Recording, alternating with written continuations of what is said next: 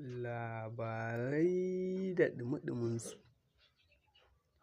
Ku danna mana subscribing, kana ku danna mana alamar ƙararrawar sanarwa, domin hakan shi ne zai ba ku damar samun zafafan labaranmu da zarar mun saki.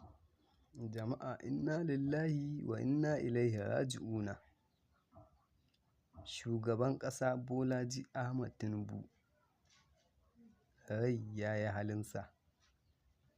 Sannan kafin hakan tura ta riga da ta kai bango. Abubuwan da aka daɗe ana ɓoyawa ga shi nan sun riga sun fito fili. Domin hakan ya san ya tafka babban kuskure. Da bakin shi ya fito an yi shira kafin rai ya yi halinsa. Ya sanar da mutane cewa shi ne wanda ya lalata ƙasar tamu ta Nijeriya. To mai sauraro, kafin na sa ma cikakken rahoton ka daure da ka je ka danna mana subscribing, kana ka danna mana alamar ƙararrawar sanarwa, domin hakan shi ne zai ba ku damar samun zafafan labaranmu da zarar mun ɗora. To a yanzu haka dai shugaban ƙasa Bolaji Ahmad Tinubu rai ya yi halinsa, ya riga ya koma inda ya fito.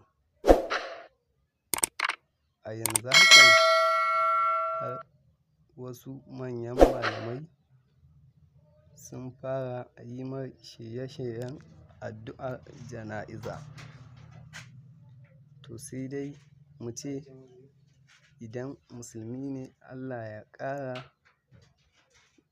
ya ji ƙansa, idan kuma kafiri ne abin da muka sani sai dai a ce Allah ya ƙara masa nauyin ƙasa. To mai sauraro, cikakken rahoton da muke tafe da shi kenan a yanzu hakan. Mun gode da kasancewa da mu a wannan tasha tamu Hausa 24 Hausa TV. Allah ya ƙara mata albarka. Mun gode da kasancewa da mu mai sauraro.